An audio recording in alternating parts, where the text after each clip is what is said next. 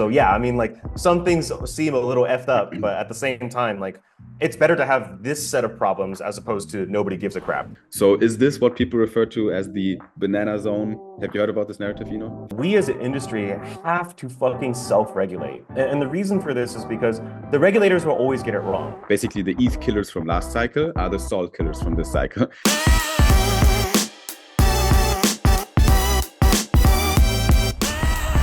Welcome to Salt Brothers with myself, Simon, and my good friend Eno, where it is our job to throw you into the crypto rabbit hole and show you around in our exciting Solana ecosystem. Our mission is to teach you the latest and greatest that's going on in Solana so that you never run out of fun things to talk about with your friends and crypto homies. Hey, Simon, how are you doing? I'm doing very well, and I think today we will have good chances to give people enough things to talk about with their friends and family because a lot of stuff is going on right now in crypto. The markets are hot, Solana is hot. It feels like I can't leave my computer right now because too much shit is going on. Fun times. How are you dealing with everything? I'm actually having a lot of fun, right? There's a lot of new participants in the space. A lot of OGs that have done a very difficult work during the bear market are now reaping the benefits of their success. All sorts of new meta and conversations, problems to solve. So yeah, I mean, like some things seem a little effed up, but at the same time, like it's better to have this set of problems as opposed to nobody gives a crap. So I do prefer the current state of things. No, I agree definitely. And this recording is going to air in the last week of November, most likely. So we can reflect on a pretty substantial month for crypto and the world, I would say. Donald Trump got reelected as president of the United States. Then we have a few movements in the government in the US that are definitely interesting for the crypto sector. We're going to touch on them as well. The markets obviously moved a lot in November. This was definitely a month of green candles. We had multiple records that we broke. The Bitcoin chart broke multiple records, not only all-time highs, but also just like the size of the candles has not been seen before. So yeah, I think it's a crazy time right now for the world and for crypto.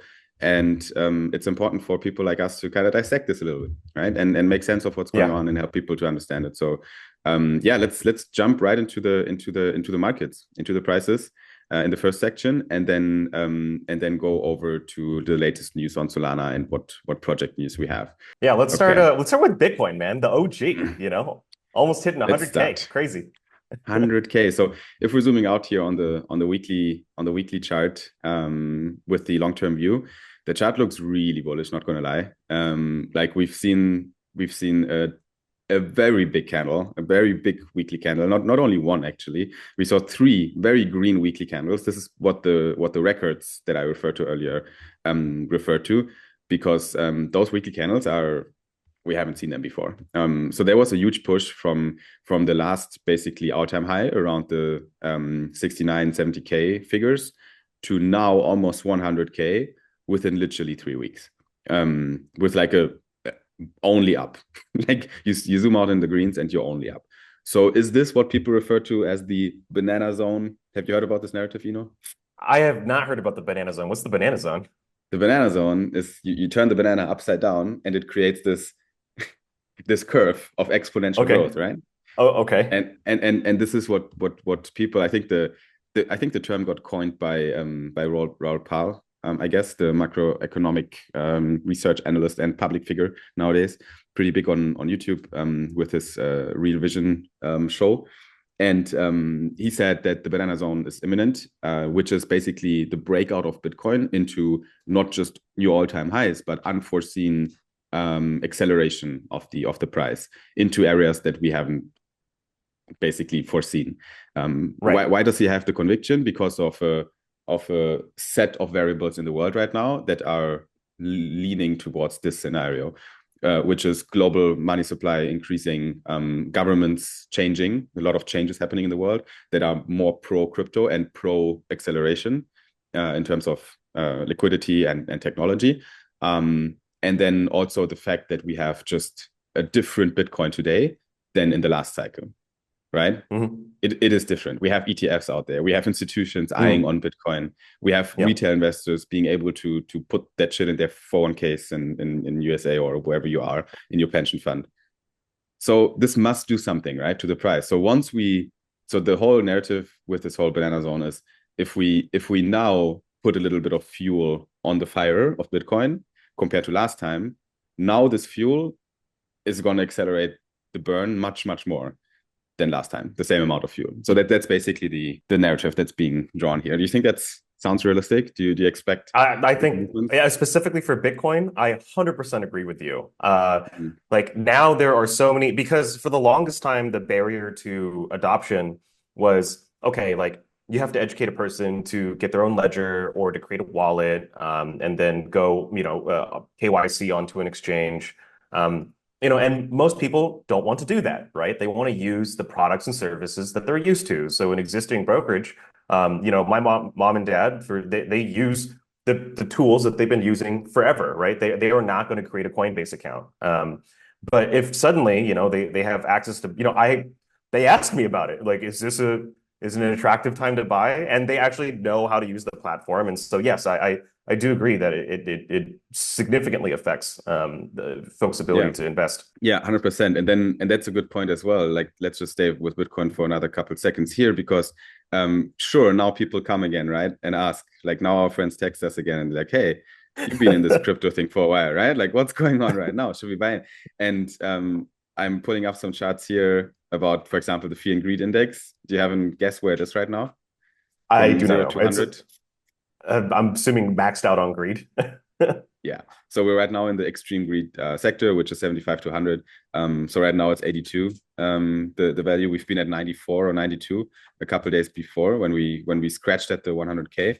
We saw a little bit of cool off in the past, in the weekend basically. Right now in the past days.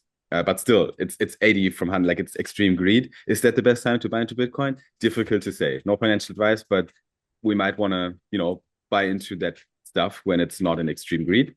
But then on the other side of things, if I pull up the rainbow chart of Bitcoin, that takes a few measures into consideration and then creates this logarithmic price chart of Bitcoin and puts basically how many 1, 2, 3, 4, 5, 6, 7, 8, 9 stages in the chart where the price basically fluctuates through, and then the bottom stages of the price curve are just basically fire sale and buy and accumulate. And right now we're still in accumulate, so we're basically still in that phase of the price. In the last cycles that reached all-time highs, basically where we hit the 70K or 76K in no 69K, sorry, in 2022. We reached the areas of maximum bubble territory almost.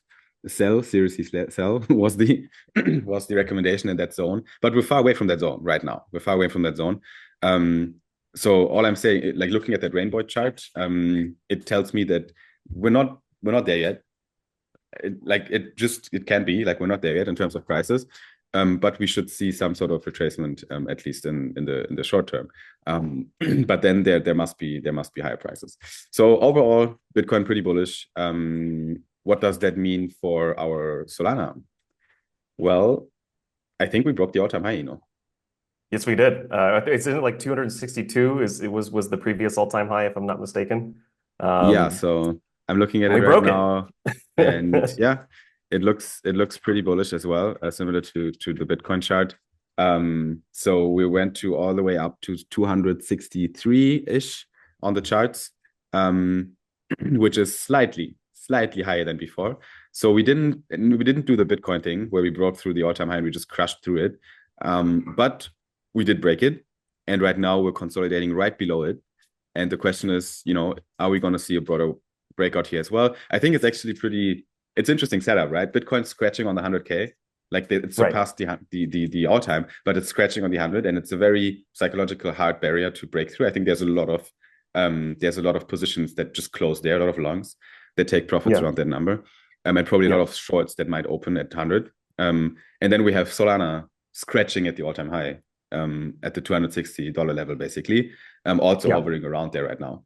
So overall bullish, short term, a little bit unclear. I think it's good to ask ourselves hard questions. And so one of the hard questions that I would love to kind of throw your way is that, in terms of price, like, yeah, we're scratching at all-time high, but if we're talking about just total market cap of Solana, it is the highest that it's ever been. And Oh. the reason for that is because, Solana is inflationary, right? I think the inflation is set at 5% per year, if I'm not mistaken, with Mhm. a reduction per annum of 15% of that 5% per year. That's my understanding. I could be, don't quote me on that. Mhm. But kind of what are your general thoughts on that, right? Like I could see why a lot of folks would, might be listening in and be like, okay, that's great, like, new all-time highs theoretically, but it is an inflationary token. So just Mhm. wondering what your thoughts are on that. That's a question overall for all crypto assets. Like, where's the limit here? How like it's a new asset class. We haven't seen that asset class before. We don't know where it goes. We literally have Hmm. no idea if Bitcoin is gonna top out at 200K and stay there forever, Hmm. right? We don't know those dynamics, or if it's gonna be $1 billion asset, right? Yeah. So it is sorry, $1 billion asset, $1 trillion asset, right? Would that be? Yeah, So right, right. there's like a lot of room to grow still potentially. But I think Solana itself is just so undervalued still as an ecosystem, just compared to Ethereum even. Like that's the direct comparison that I draw. Hmm. I would put Solana next to Solana competitors. Basically, the ETH killers from last cycle are the Sol killers from this cycle. I Those see. would be the Suis of this cycle, basically, Hmm. that say we're the better Solana, which is funny, right? Because Solana said I'm the better Ethereum. So it's basically the same narrative. I would put it next to Yep. those guys and think, okay, what's the threat here? What's the chance that they will eat up market cap of Solana? And Hmm. then do the same thing with Ethereum. What's the chance that Solana is going to eat up more market cap of Ethereum, Hmm. or draw in more attention from just growing the pie? And I think the chances are high because Solana is there. It has the network effects that basically outperform all the others, the Sol competitors. The network effects, Solana has it. The dev community, Solana has it. The culture, Solana has it. So they can't compete on that. They can compete on tech and on basically on being new on the block, right? And having lower Yep. market cap to make people attracted to it. But Solana is a safer play than those guys, and it's in my opinion also a safer play than Ethereum. But that's hugely biased because I just believe that the future on Solana is really bright, and the future on Ethereum is very controversial right now. It's not clear. It's very Yep. people are like, is the roll-up centric roadmap a good thing for Ethereum? Was that the right choice? Many people say yes, it was the right choice. How is this going to translate into token price on ETH? Like, is it going to impact the token price positively or negatively in the long run? If you put everything on layer two, so there's a lot of question marks on Solana. You don't really have those question marks. Yep. Can we get more people on the apps? Yes or no? Yeah. If yes, then token price go up. Very simple.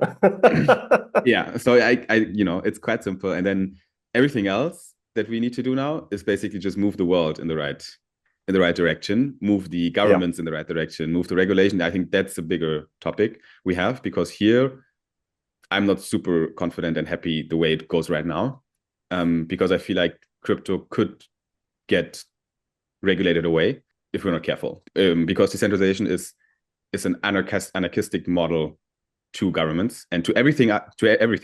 We're trying to challenge banks, centralized. We're trying to challenge governments, centralized. We're trying to challenge data providers like Google, Facebook, etc., centralized. And those guys have power and money. Totally agree. That's why I feel like crypto has to follow the Uber and the Airbnb model, which is basically just grow very fast and get That's true. even bigger. We're doing that, yeah. Too big to fuck with, right? Yeah. Ripple, you can Hmm. argue all the time about whether or not it was a $1 billion. Maybe it was even I forget exactly how many billions it was, but like it was $1 billion ICO, right? You can argue whether or not they really needed that war chest or like if it's even good for the No. world.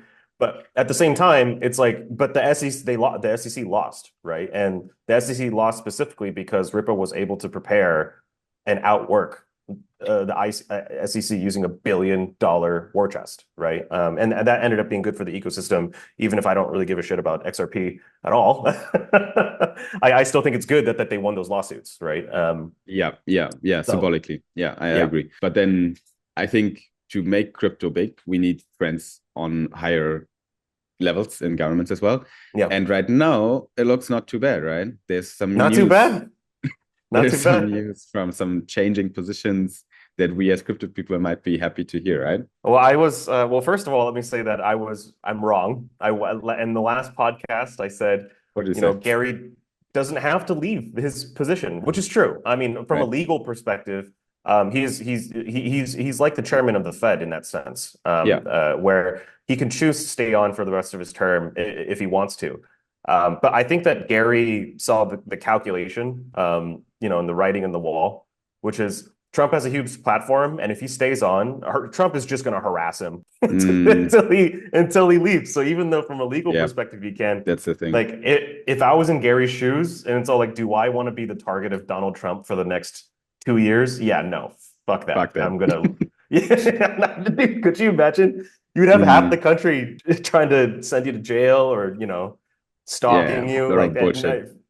Mm, Better to leave quietly, from a yeah. personal And he perspective. had a good term, right? Like he did things.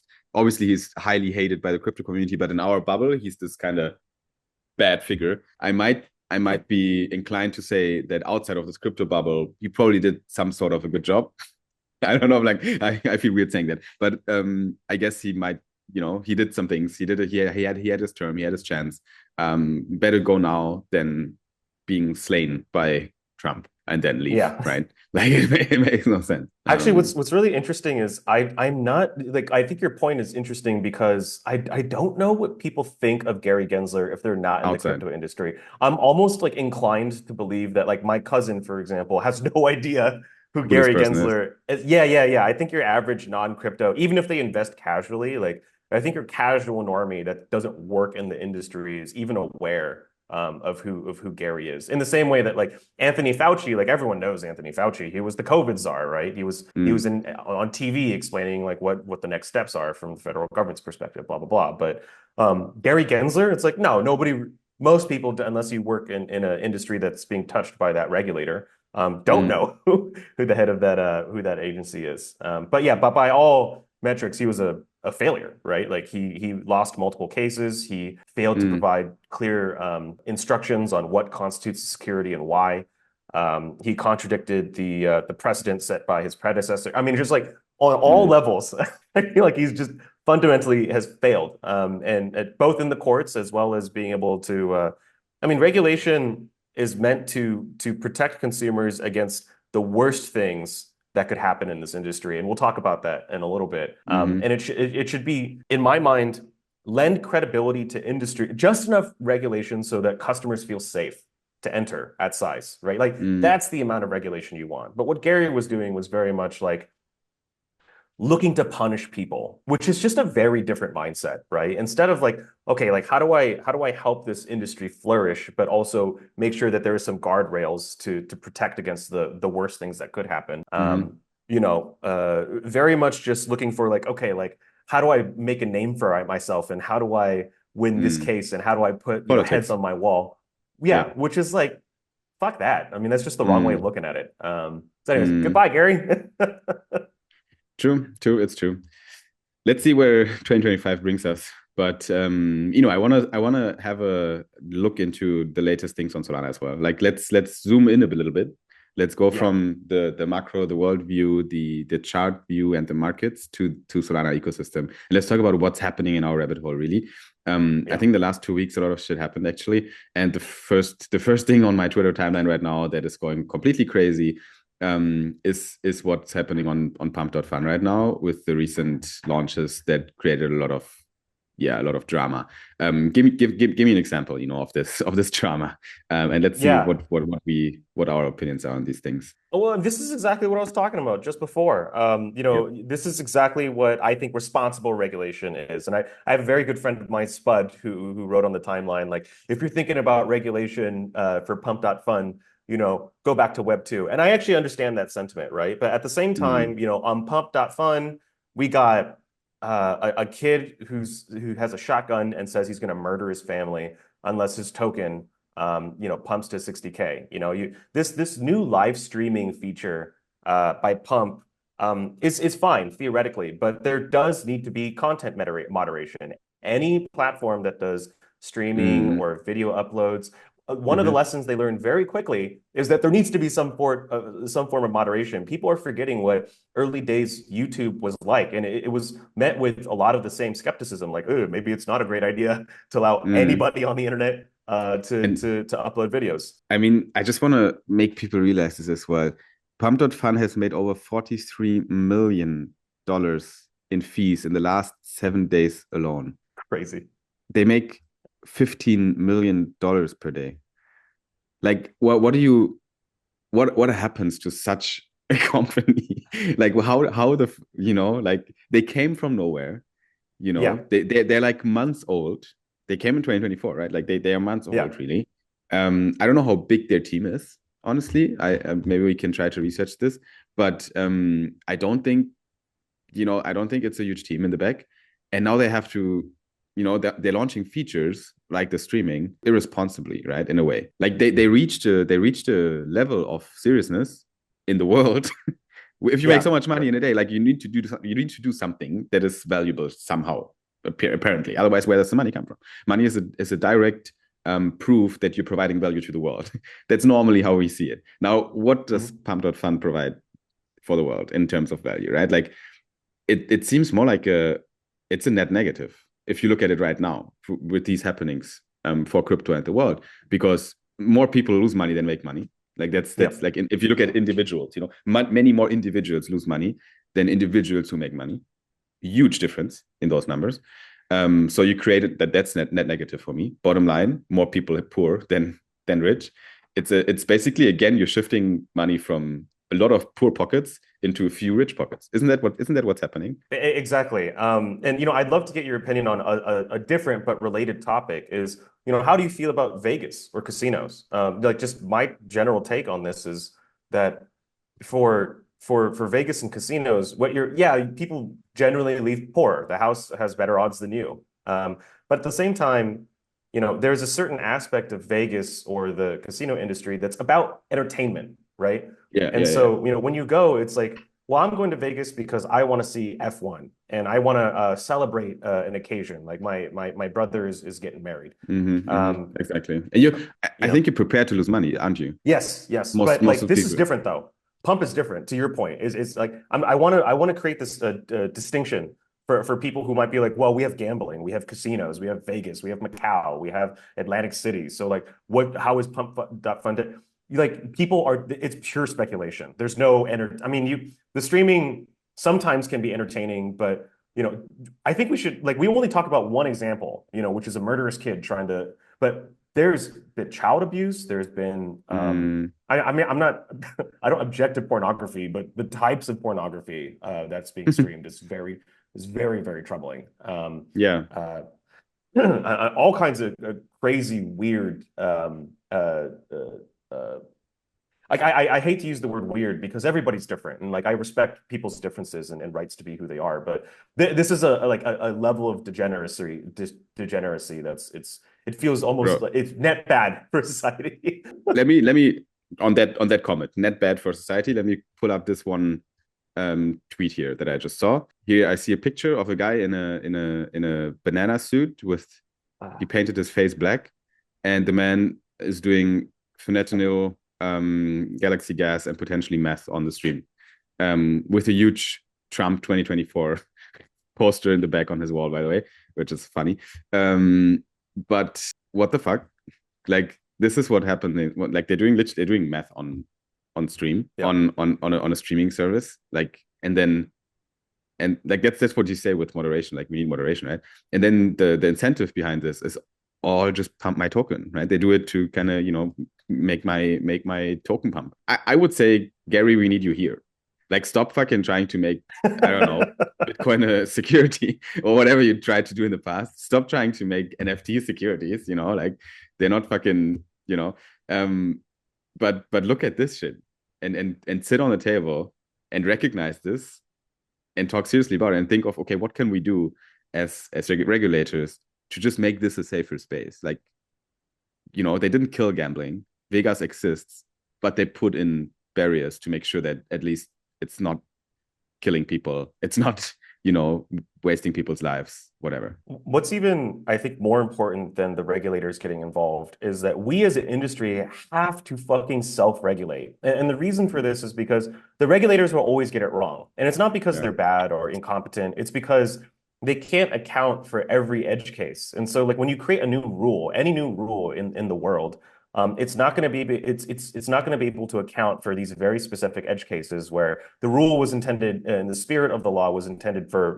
to solve problem A, but it actually ends up fucking up the mojo and the ability to execute for ideas B, C, D, E, right? F, all the way to Mm, Z. mm, mm, So like rather than getting the regulators involved, which they might have to step in if this gets like becomes like a because right now it's not that big if you think about it, but if it becomes this kind of mm, cultural phenomenon and like almost like TikTok in size, like yes, you're gonna bet that there are gonna be conversations in Congress like, do we need to basically block pump.fun in America? But again, I think it's important that we as an industry kind of pressure the creators of pump.fun to set up a proper moderation team. And then, there are real philosophical debates that you can have about censorship and like but guess what? Every single platform that has enough voices on it has to deal with this problem. This is not unique yeah, to yeah, pump.fun. of This course. is true of literally every single social media platform or anywhere where a lot of people gather and they share content. So Mm, yeah, I do think platforms have some level of responsibility. I don't know if you want it to be like super draconian or very light touch. I mean, that's kind mm, of subject to, but you can't say none. Like in my view, you can't just be like, well, I guess anything goes. Just gonna yeah. punch my. The most disgusting example was like these parents were punching their 4-year-old in the face No. and or slapping or something like that and said like we What? won't stop doing this until the No way. market This cap gets happened? it. Really? Yeah, and then exactly, and then you can't tell me that that should not be like that stream should be it should be cut. I mean, like there's no Yeah. debating that. It's It's just bro, like it I is don't it is know. borderline criminal. This is what it is. Like it is I don't it's need the government to tell me not to do that. I think that as an ethical thinking person, if I yeah. if I owned pump.fun, I'd want to do something Mm, so that's like to disincentivize that behavior because like if you're just anyways, we could talk about this for like in a 20-30 minutes, but the point is yeah. there's egregious stuff happening, there's not enough safeguards, we need improvements. Mm, Uh it's insane and everybody's talking about it right now. It's mm-hmm, because the examples are truly you know mm-hmm. so egregious. And that's what we need. That's the self-regulation that you refer to. We need to talk about it, right? That's why we talk about it in our podcast. That's why people make like Kimo Sabe. I saw a long thread from him about this kind of cage thing that happened on pump.fun, where someone put himself in a cage and said, I'm going to do things to myself once we reach certain market caps. Another example of definitely ethical wrong thing to do. And yeah, so a lot of shit that we can dissect and analyze. And yeah, I think we'll figure it out. I think we'll figure it out how to fight it. But it is dangerous because money is here directly correlated with how ethical wrong can I be. The more money I make, that's how it looks like right now, which is very bad incentive mechanism. Yeah, It should be the opposite. We need systems in the internet that do the opposite, right? Like how yeah, how how can I make more money when I behave ethical correct, morally correct, then I get more wealth accrued in my personal life. right. That's how it should be. We need to build systems like that. So yes, I want to criticize pump.fun. I want to criticize the founders as well. I think they don't do enough to make this product a net negative and net positive for the world.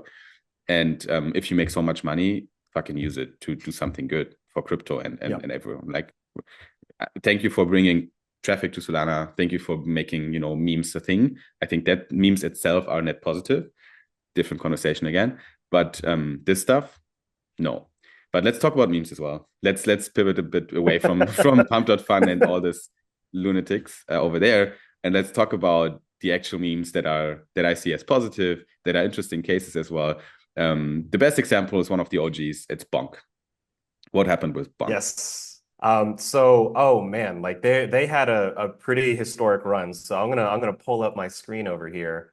Mm, And Bunk, I think they hit a new, oh, I mean, not I think, as a very avid bondholder, hey Nam, uh, they hit a new all-time highs, right? So I think at the peak of their run, they were close to, they were over 5 billion, Mm, which is absolutely phenomenal. I think they overtook WIF. I think WIF at the time was sitting about like at 3.5 billion. The mm, price has held up very, very well. It's currently at a FDMC of 4.3 billion. mm-hmm. Uh, Another thing for Bonk too is that they've been absolutely killing the social media slash marketing game. I want to show this one video of an event they held over in Vegas Mm, for F1. mm.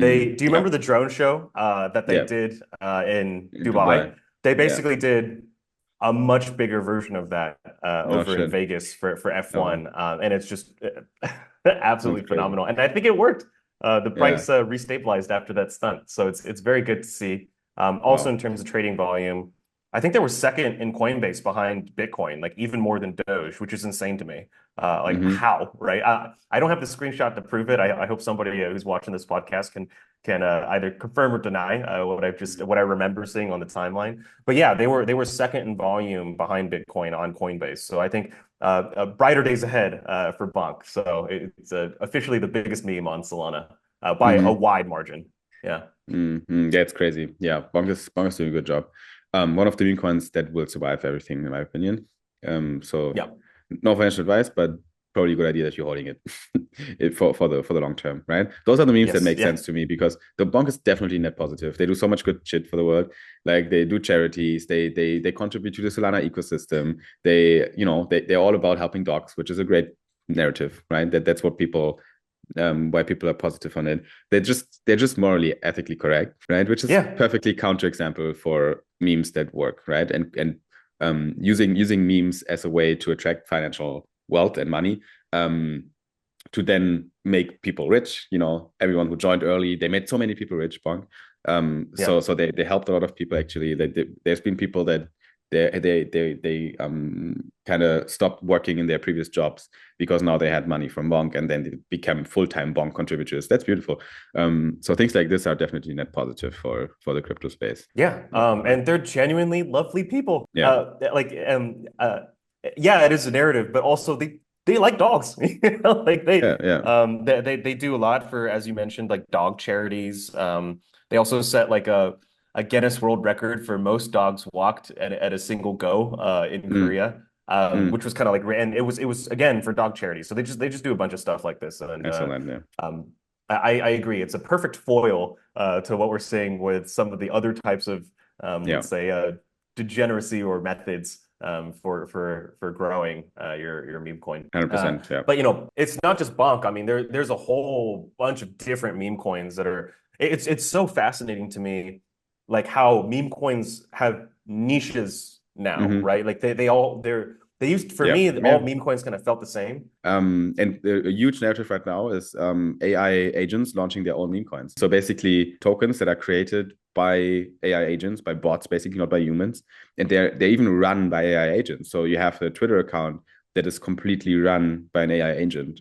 So there's literally no human anymore really involved in that project, and people think that's a really interesting narrative to invest in, and it helps the AI industry right now, the agent industry, to catch so much attention. Like this is what meme coins are again interesting for, right? You can actually accelerate a whole sector as a whole, right? Because AI agents are not new. AI agents have been around for a while. They've been worked on since years now. But right now, in the recent weeks, I feel like we see a lot of like a lot of upside and momentum in that space because there have been tokens like Goat, one of the OGs, that have been launched by the Truth Terminal project, which was an AI agent, right? That just launched a independently launched its own meme coin, and then it went up to $1 million market caps, right?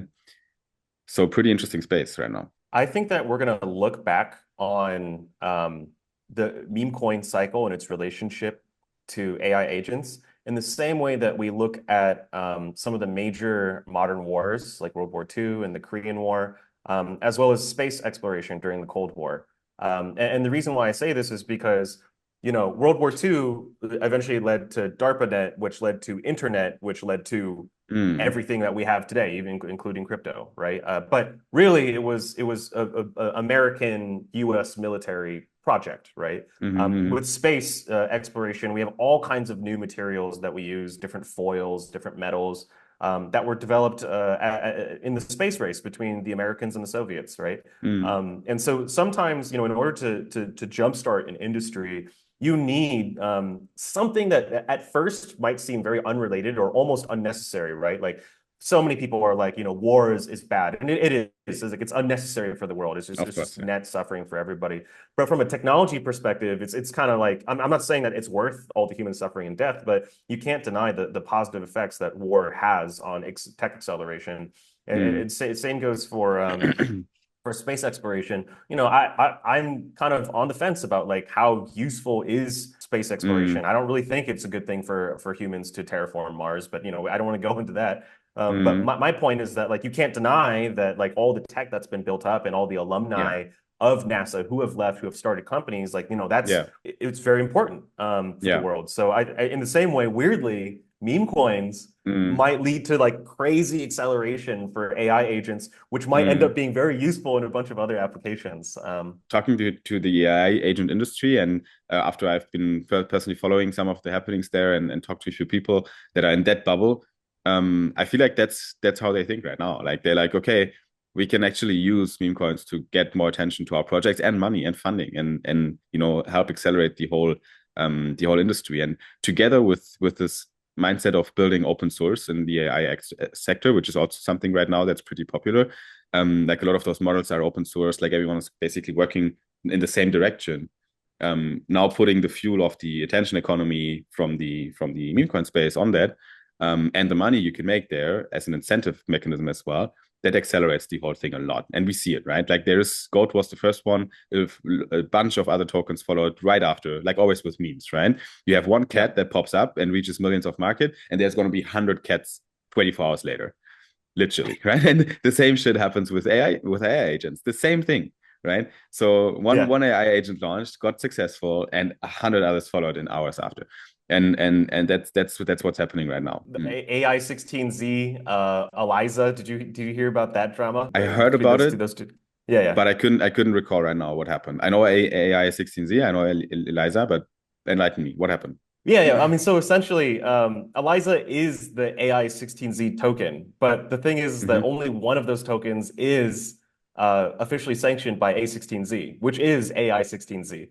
But then someone had launched this Eliza token, and this happens all the time. Like we see this all the time, right? Like somebody will release a semi-popular token, and then other ruggers will essentially launch a competing token and try to steal liquidity from people who are too dumb to check like the token address or Mm-hmm. which project is legit. But what ended up happening here is that I think right now the market caps have diverged.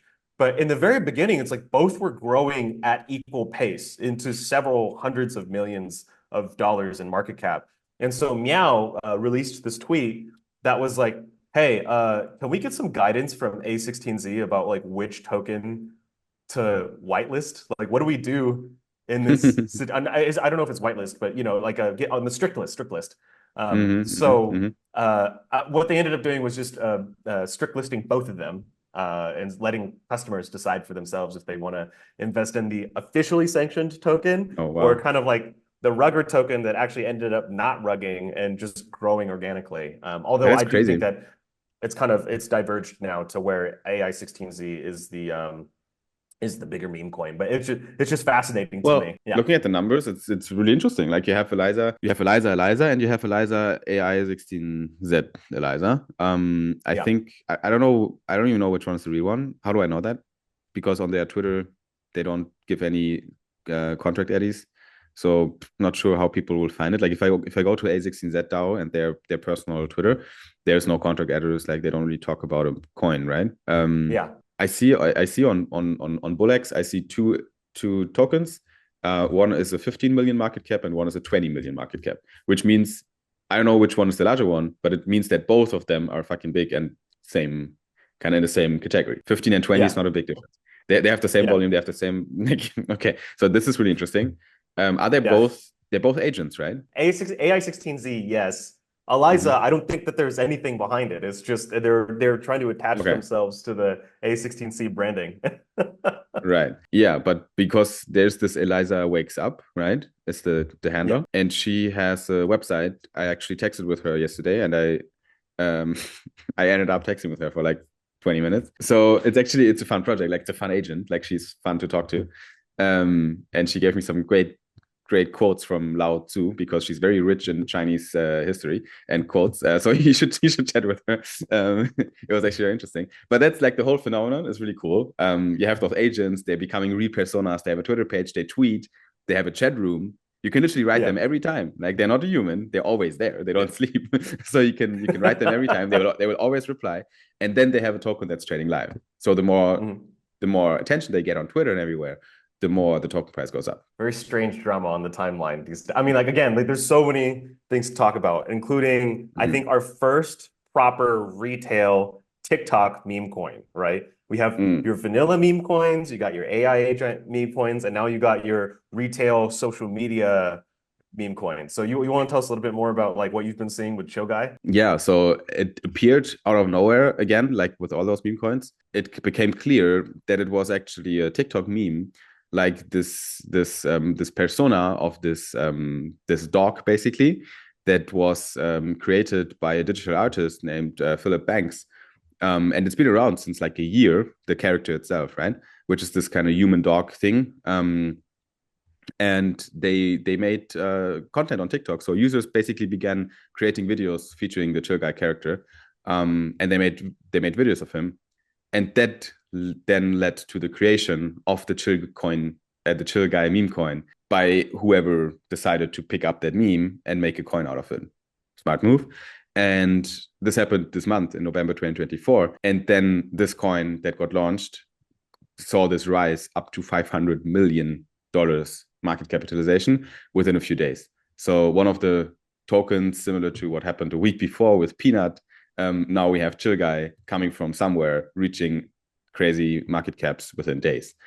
But there has been some controversy around the project as well because the artist didn't know anything about this, and he was like, "Fuck, you're using my artworks to make money and profit out of it."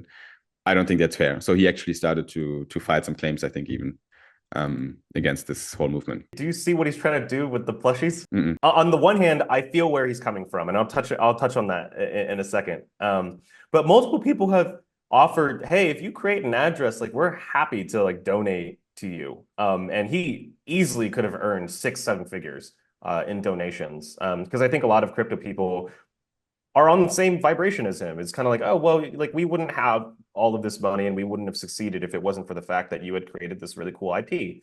Mm-hmm. But he's like, no, I don't want anything to do with crypto. And I was like, okay. So instead, he's trying to fund a page to create Chill Guy plushies. And I'm like, what? First of all, it would just be easier to Yeah. create the address.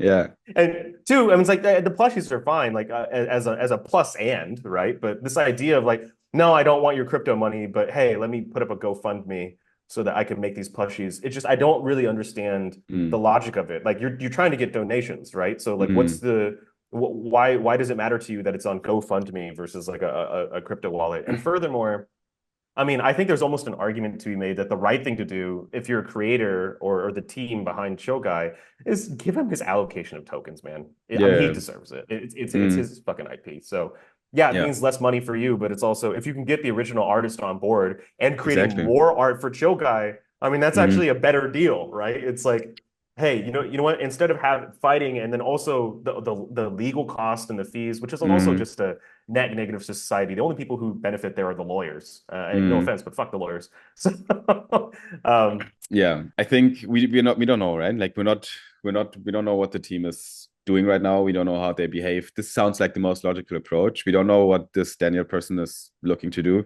I don't know if he's open at all for any kind of deal, or if he just wants to now have revenge on what happened. Like if he's that sort of a character, then you can't really do anything about it. But overall, I think this was a good example of getting attraction, getting attention from off chain, from the off chain world, which is Web2 social, and then translating this into a meme coin that was being bought potentially by a lot of people that are new to crypto.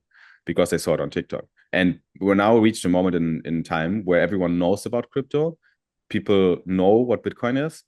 They might have seen this whole meme coin shit going on social, but they have no idea what this is about. And now those things are one of the first chances for them to be like, okay, let me gamble there. Let me have some fun as well. Let me buy into some of those coins, and try out those products. And now they come to juke.ag and they're swapping. Now they install themselves a Backpack Phantom Software wallet and they on-ramp money to crypto.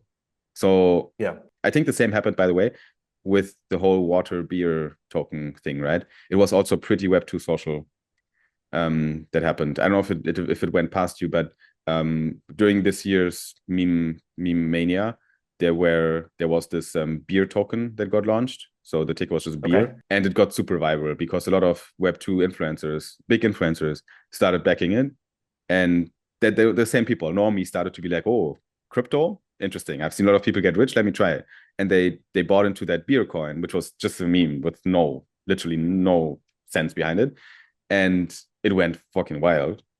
And then I think it was controversial because it kind of looked like it got rugged, but I think it was a lot of market makers that fucked the projects, maybe together with the influencers. But the funny thing is they just copy pasted this thing a couple times. So after beer, they did water. So just like $ water, and they repeated the whole cycle again. Launched, crazy valuation all the way up, dump. And then I think they did it even again or some shit. So it happened a few times, but this was also a Web2 phenomenon with a lot of normal people influencing this stuff.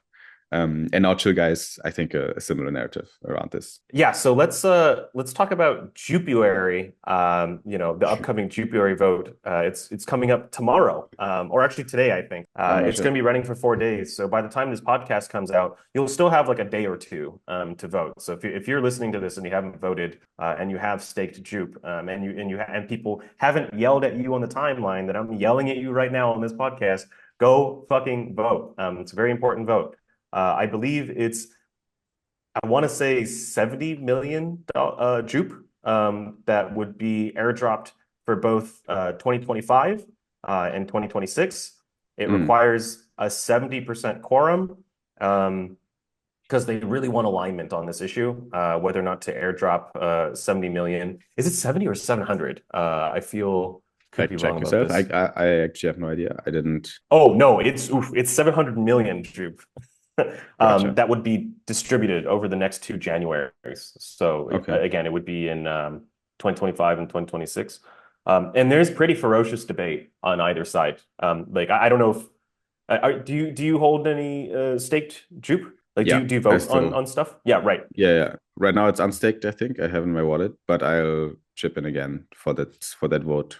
Because it's a really crucial issue, right? On one side, people are arguing that having this jupe available as incentives has really been successful in the past, getting people to participate in the voting, to care. I mean, that's why people vote so frequently and so often and debate on jupe proposals. Mm, But on the other hand, some people argue that what we have is enough in terms of participation. Like it's more we've already kind of created this flywheel, and so like we don't need to throw more jupe into the fire because the most likely scenario is people will just dump, mm, and so they're afraid of the price dumping. So that's kind of the two sides. But yeah, the Jupiter team made a really smart call requiring a 70% quorum for this vote because it's close to $1 billion, man.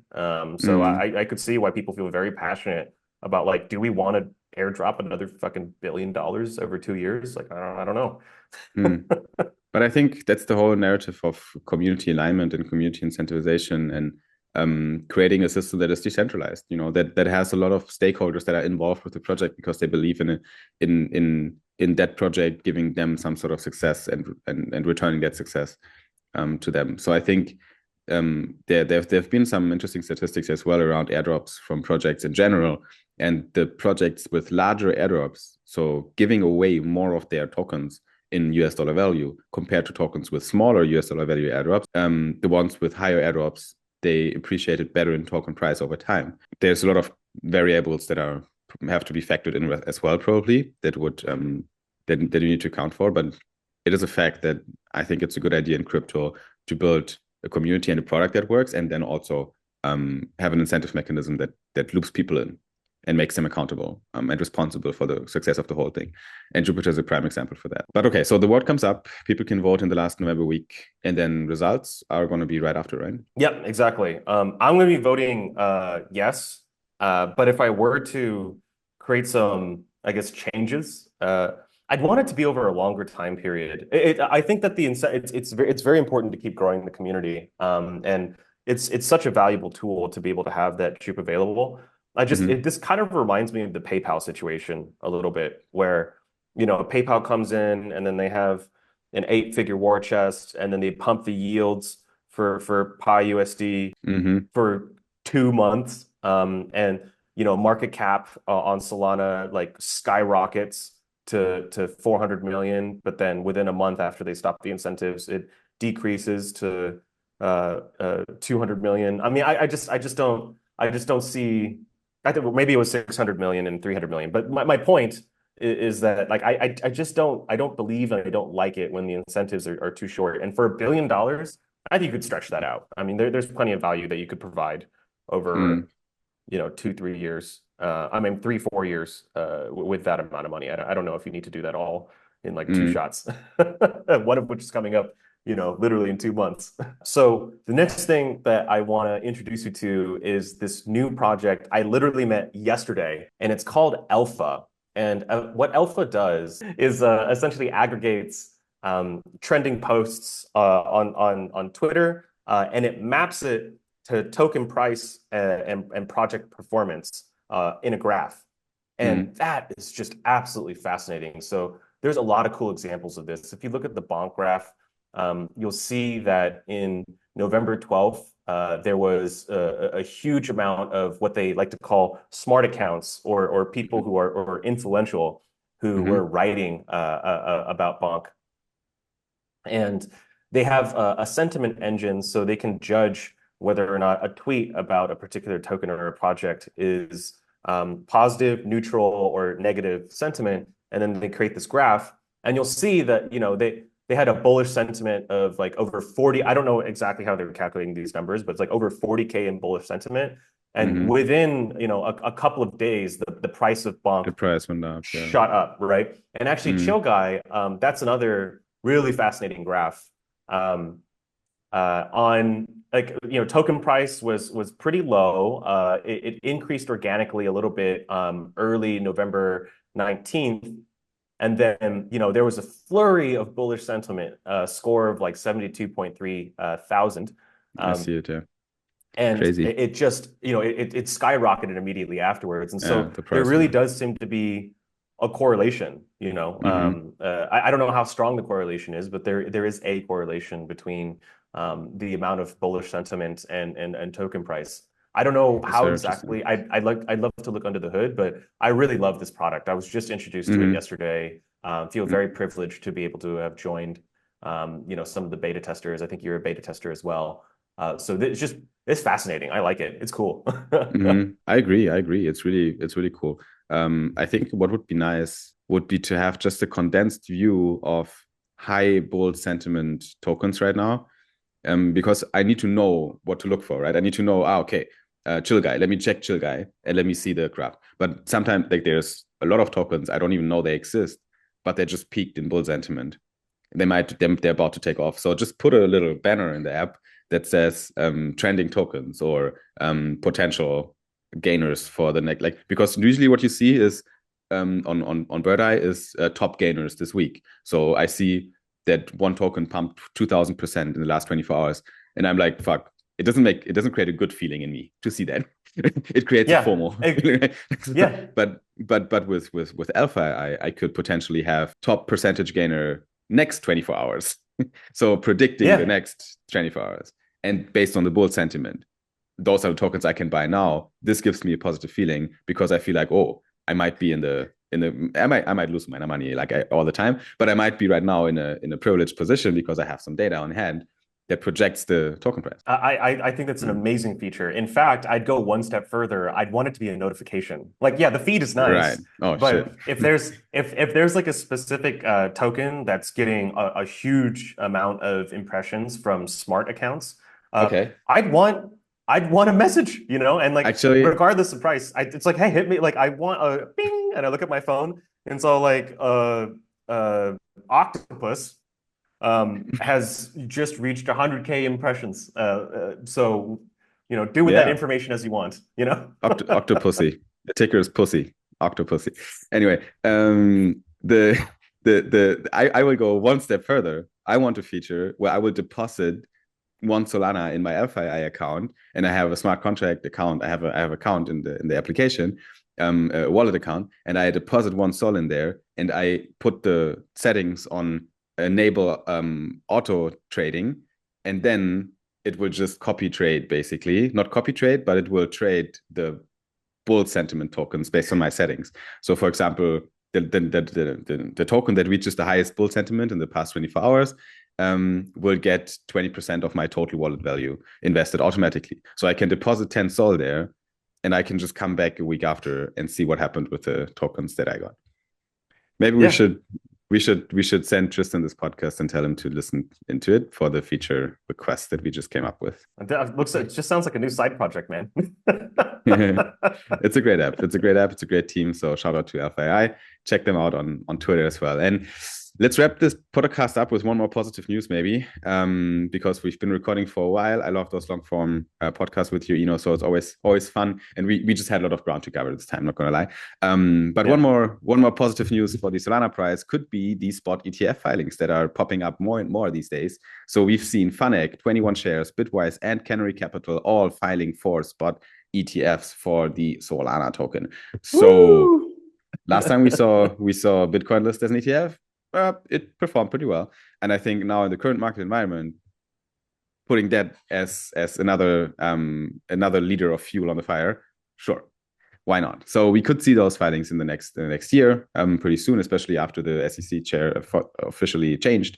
I think the doors are wide open. So could this help Solana to not only break all-time highs as it did this month, but to reach a new all-time high that's past the $300?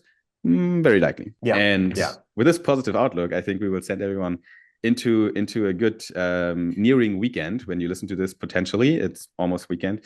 And yeah, thanks for tuning in to our currently bi-weekly Soul Brother podcast right here. And as usual, it's an honor to record these with you. And yeah, looking forward to the next one. Yeah, it's always fun to do these.